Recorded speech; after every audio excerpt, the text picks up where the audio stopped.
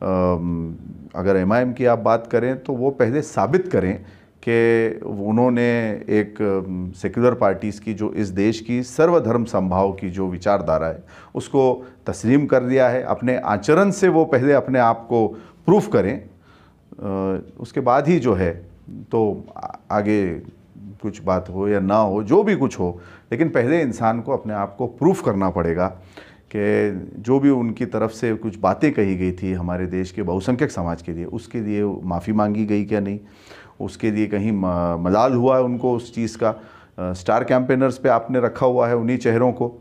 तो ऐसे में जब ये जो आपने वंचित की बात की, वंचित का और उनका जो भी आपस का अलायंस रहा, ये तो सारे वोटर्स ने और जनता ने देखा कि किसने किसको पूरा उसके साथ रहा या धोखा दिया या जो भी हुआ।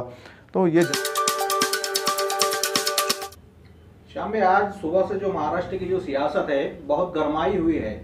वो सियासत जो गर्म हुई है औरंगाबाद से हुई है।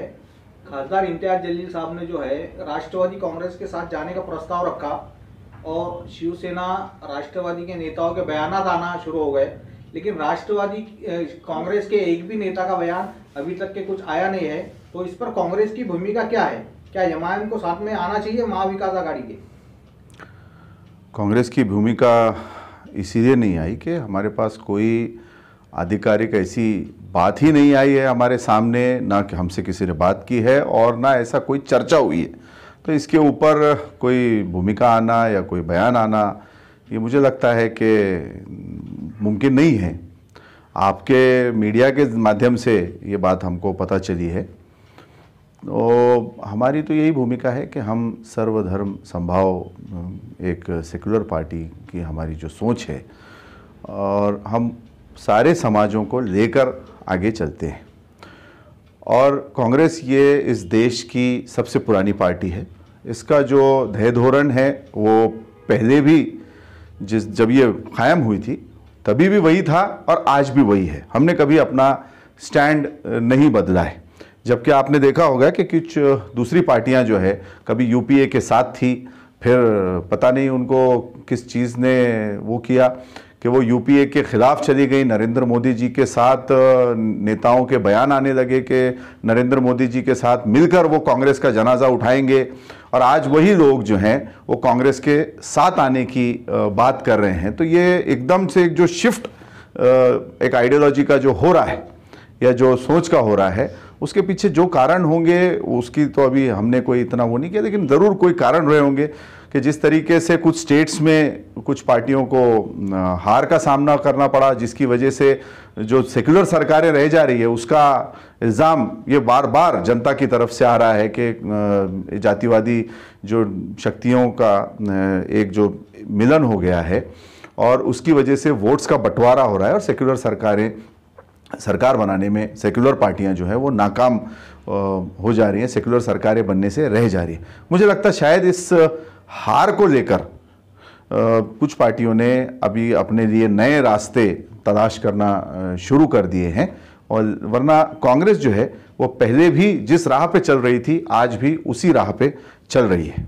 क्या आपको लगता है कि आगामी जो महानगर पालिका चुनाव है औरंगाबाद में होने वाले कुछ महीनों में, तो हो सकता है इसमें कुछ सियासत हो, किसी को फायदा मिले, किसी पार्टी को, किसी के हाथ में सत्ता जाए, या ऐसा हो सकता है कुछ?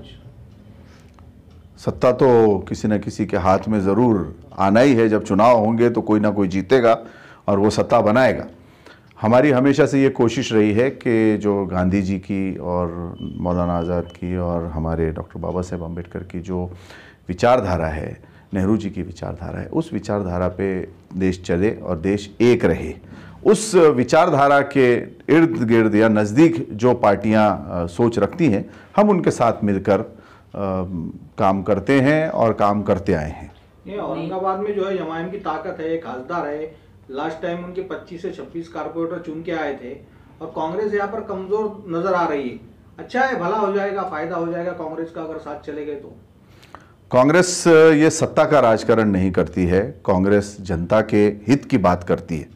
आपने देखा कि महाविकास आघाड़ी भी जब बनी उस समय भी हमारे एक वरिष्ठ नेता श्री पृथ्वीराज चौहान साहब थे, अहमद पटेल साहब थे और महाराष्ट्र के हमारे सारे सीनियर नेता, इन्होंने शिवसेना के साथ जाने से पहले भी कई मुद्दों पर एक अंडरस्टैंडिंग, एक राय बनाई, एक मेमोरेंडम और एक एग्रीमेंट एक तरीके से साइन हुआ, एक डॉक्यूमेंट बनाया गया कि किन मुद्दों पे ये सरकार चलेगी। जातिवादी की कुछ अगर बात, कोई मुद्दे हो तो उसको हम अलहदा रखेंगे, उसको उस पर बिल्कुल भी इसमें बात नहीं होगी। तो कांग्रेस जो रास्ते पे चलती आई थी वो उसी पर चल रही है और चलती रहेगी।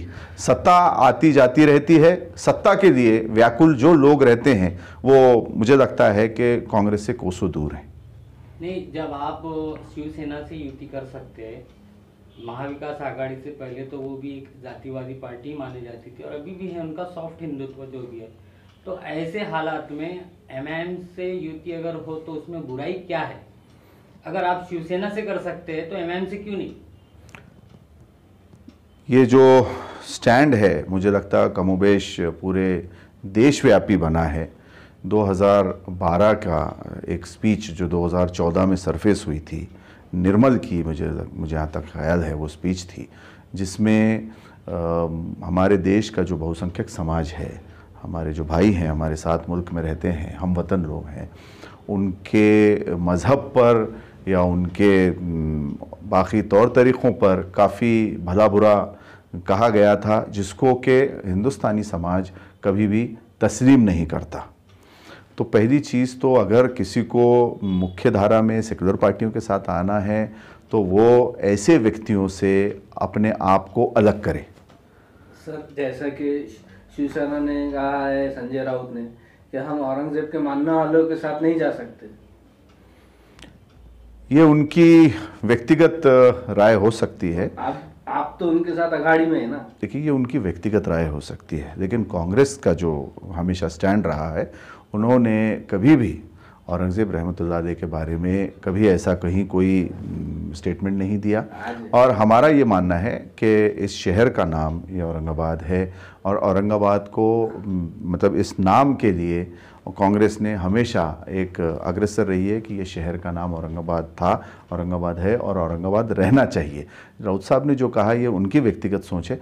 जो यहाँ का बहुतांश समाज है वो औरंगज़ेब रहमतुल्लाह अलैह के बारे में आदर से देखता है। हमारा मानना है कि छत्रपति शिवाजी महाराज हों, संभाजी महाराज हों, औरंगज़ेब रहमतुल्लाह अलैह हों, ये सारे एक इतिहास के, हमारी हिस्ट्री का हिस्सा है और इतिहास को इतिहास से के नज़र से देखा जाना चाहिए। उसके बारे में हमने कभी एज अ कांग्रेसमैन हमने कभी कोई व्यक्तिगत टिप्पणी न की और ना हम हमारे मूल्यों से कॉम्प्रोमाइज़ करेंगे। सरकार में जाने का मकसद मतलब ये नहीं हो जाता कि हमने अपनी वैल्यूज़ से कॉम्प्रोमाइज़ कर दिया। ये छगन भुजबल जो मंत्री है राष्ट्रवादी के, इनका बयान भी आया है, अगर इम्तियाज जलील एमआईएम छोड़ देते हैं तो हम उनको लेने के लिए तैयार हैं, लेकिन एमआईएम के साथ समझौता मुश्किल है।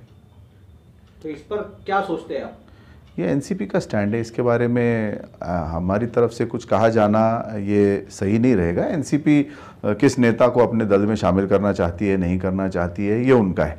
जहाँ तक बात हो अगर एमआईएम की आप बात करें तो वो पहले साबित करें कि उन्होंने एक सेक्युलर पार्टीज़ की जो इस देश की सर्वधर्म समभाव की जो विचारधारा है उसको तस्लीम कर दिया है। अपने आचरण से वो पहले अपने आप को प्रूफ करें, उसके बाद ही जो है तो आगे कुछ बात हो या ना हो, जो भी कुछ हो, लेकिन पहले इंसान को अपने आप को प्रूफ करना पड़ेगा कि जो भी उनकी तरफ से कुछ बातें कही गई थी हमारे देश के बहुसंख्यक समाज के लिए, उसके लिए माफ़ी मांगी गई क्या नहीं, उसके लिए कहीं मलाल हुआ है उनको उस चीज़ का। स्टार कैंपेनर्स पे आपने रखा हुआ है उन्हीं चेहरों को।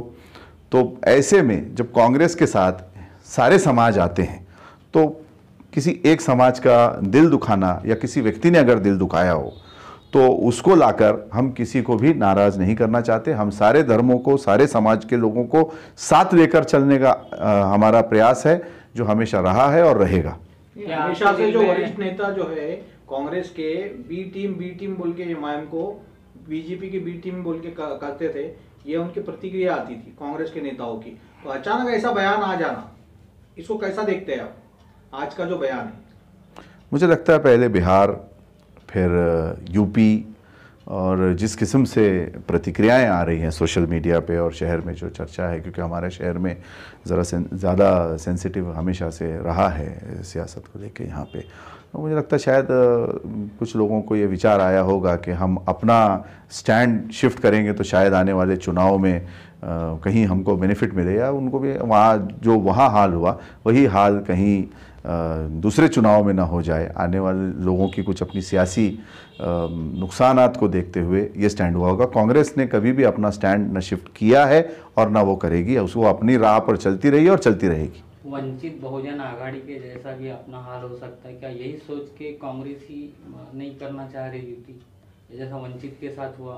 एक इलेक्शन लड़े लोकसभा का, फिर विधानसभा के इलेक्शन में अलग अलग हो गई, युति टूट गई, लेकिन लोकसभा एक साथ लड़े तो एक खासदार बना, अच्छे वोट भी मिले थे उधर।